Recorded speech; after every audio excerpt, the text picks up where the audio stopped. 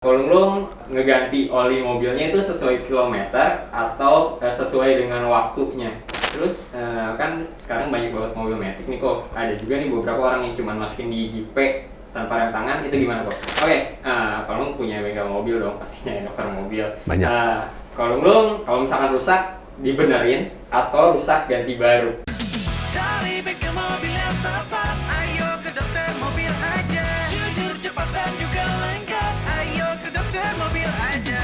Kualitas yang terbaik, harga juga bersahabat. Percayalah, di dokter mobil pasti beres.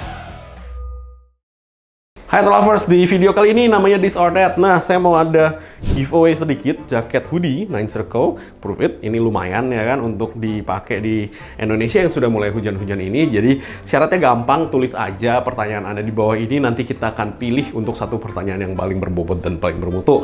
Pertanyaannya dilarang seputar kerusakan mobil ya, karena itu untuk stabil namanya. Kalau untuk This or That silahkan tanya hal-hal random. Untuk pribadi juga boleh, untuk yang lain-lain juga boleh.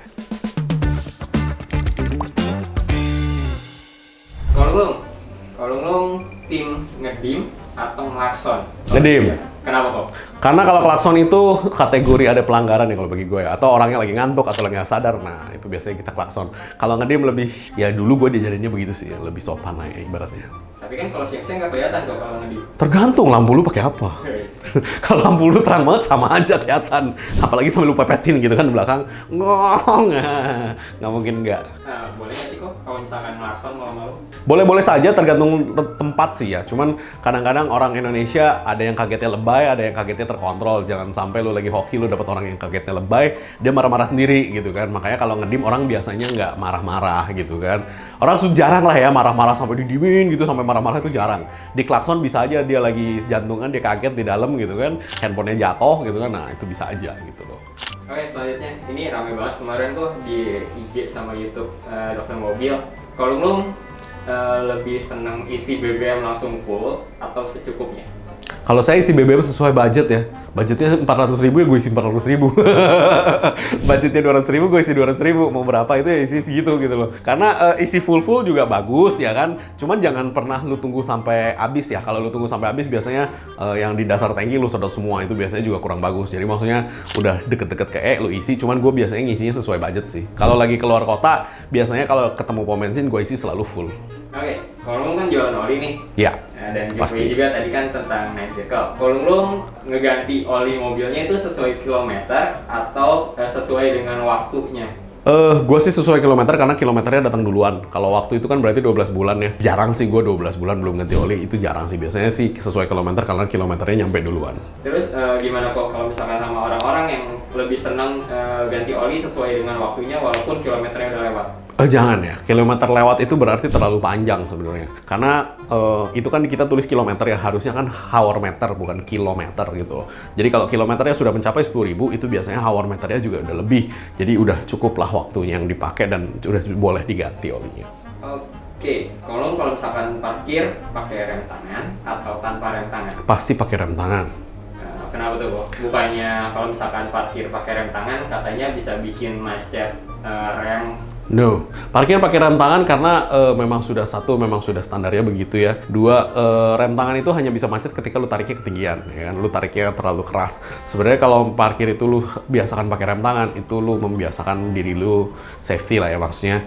Nggak ada sih ceritanya sih dulu diajarin mobil lu parkir terus lu tidak rem tangan, itu nggak ada sih.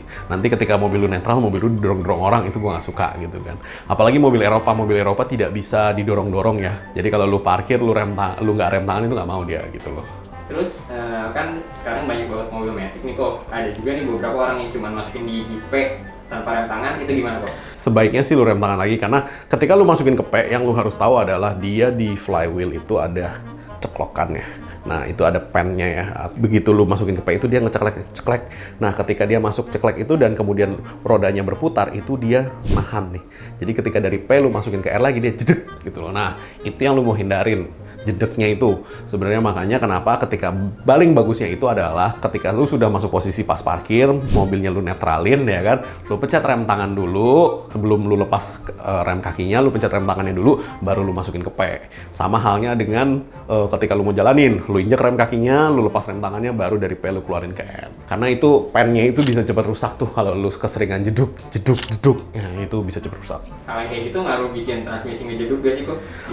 Enggak, nanti yang di P-nya itu biasanya suka dol. Nah, itu lebih bahaya sih. Kalau di Matic sering ngejeduk itu berarti si body valve terlambat nonjok nih. Terlambat nonjok itu berarti 1 olinya bisa kurang, 2 olinya bisa udah jelek, 3 filternya bisa kotor, 4 body valve-nya emang udah rusak gitu. Itu salah satu dari 4 faktor yang menyebabkan transmisi ngejeduk. Oke, kalau lu punya bengkel mobil dong pastinya, dokter mobil. Banyak.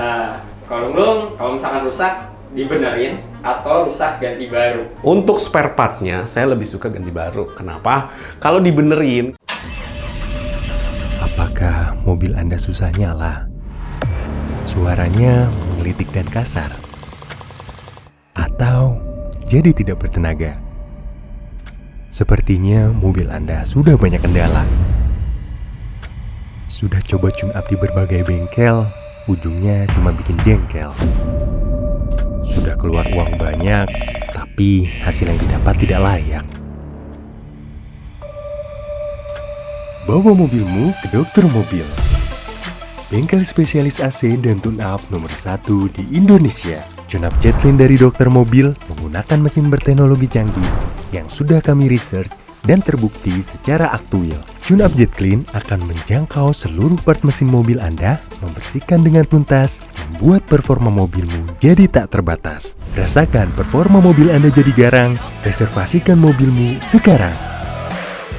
kalau balik lagi ya, kalau dibenerin itu kalau misalkan kayak body, underdeck gitu-gitu kan, kalau lu benerin oke lah ya, lu masih bisa pakai ya. Cuman kalau dari sisi mechanical atau electrical, kalau electrical kabel putus ya disolder ya, itu namanya dibenerin ya. Soket rusak namanya soketnya diganti ya, itu dibenerin ya gitu kan. Cuman kayak misalkan ada sensor rusak atau emang ada part mechanical yang rusak, gue lebih suka ganti baru. Kenapa? Itu kalau lu betulin, ya itu sih nggak lama sih. Balik lagi, namanya parts ada umur pakai. Ketika umur pakainya udah nyampe, parts itu memang seharusnya pensiun dan diganti baru supaya mobil ini tetap lancar gitu kan. Nah, kalau misalkan lu belum ada budget dibenerin oke, cuman itu dengan end goal adalah ketika rusak lagi lu ganti baru gitu loh. Bukan lu benerin kemudian lu berharap oh ini akan lama banget, nggak bisa bro gitu loh. Kayak misalkan sekring nih, gue pernah lihat nih orang Volvo ya waktu itu mobilnya. Sekringnya emang aneh lah ya, lu harus beli agak mahal gitu kan. Dia nggak mau beli, di solder aja sama dia. Gue sampai bilang sama dia, ketika lu solder ampernya berbeda nih gitu loh ya kan, jangan nanti ngerembet yang lain. Ya bener aja gitu kan, 2 minggu kemudian ngerembet ke yang lain, dia kabelnya kebakar di area mana gitu loh. Jadi ya saran gue sih, kalau memang lu mau perbaikin, itu goalnya adalah untuk ngumpulin duit untuk beli baru gitu loh. Jangan lu perbaikin ntar untuk lu pakai jangka panjang. Waduh, itu sih bisa gawat sih bro. Oke, terus gimana tanggapannya Kolunglung terhadap orang yang kadang kan suka ada mau gue ganti tapi gue ganti pakai spare part copotan. Copotan masih mending ya daripada KW. Karena copotan itu berarti barang original, cuman memang punya orang lain yang sudah tidak pakai lagi gitu kan. Itu fine-fine aja, kita juga sering kok pakai itu. Terutama untuk part-part yang susah dan nggak ada gitu kan. Daripada lu beli part KW ya, soalnya mendingan lu beli part original gitu kan. Atau memang part yang memang kualitasnya bagus. Nah, dari copotan itu kan balik lagi ya, yang penting copotnya itu dari barang original ya. Jangan udah KW copotan lagi gitu kan, seru-seru banget gitu loh. Oke, di spare part juga ada nih yang katanya nomor 1, nomor 2, nomor 3. Dari 3 iya. itu mana tuh yang lebih bagus? Enggak, semuanya original bro. Kalau gua ya, jadi gini, parts manufacturer itu kan sebenarnya di luar negeri ada yang di-approve oleh si OEM itu sendiri. Cuman balik lagi, Indonesia market spare part terlalu hancur dan terlalu rusak sih kalau menurut gua pribadi ya. Karena yang namanya part KW banyak berseliweran, harganya di toko banyak, dan dia mengaku-ngaku part original, tinggal di stempel aja, stempel originalnya itu gitu kan. Itu makanya itu yang merusak citra atau kepercayaan customer itu sendiri terhadap spare parts gitu loh. Padahal sebenarnya kalau misalkan mobil itu rusak dan kemudian partsnya itu digantikan dengan original atau yang setara dengan original, itu biasanya tahan lama kok, maksudnya sesuai dengan umur pakainya gitu loh. Cuman memang karena orang-orang di Indonesia maunya murah, biasanya dikasih KW sama orangnya gitu kan. Ketika dikasih KW ya tau lah, part KW ya hanya bertahan secara KW juga gitu kan. Oke, tadi kok tips buat teman-teman yang suka belanja online spare parts biar nggak ketipu nih, gimana? jangan belanja online di tempat yang lu tidak kenal. Apalagi spare partnya, lu gue kasih tahu deh, buset, gue aja ngeri gitu loh. Maksudnya kita sendiri aja sebagai pemain otomotif aja ngeri tentang asal-usul spare part itu ketika importirnya tidak jelas gitu loh. Kalau lu mau spare part original, beli original sekalian ya kan. Kalau lu mau import yang sama importir, lu harus kenal jelas nih importirnya siapa dan impor barang apa. Kalau lu hanya sekedar lihat di marketplace dan lu sort berdasarkan harga ya. Harga mahal di marketplace belum tentu original, harga murah di marketplace belum tentu jelek gitu kan. Jadi balik lagi kepercayaan lu terhadap si supplier ini sih kalau menurut gua sih. Jadi kalau misalnya lu ketemu supplier, lu tanya dia lu ada jualan online nggak? Kalau dia bilang nggak ada, ya udah lu WhatsApp aja gitu kan. Kalau dia bilang ada, ya lu cari tokonya gitu loh. Kalau gua sih begitu sih.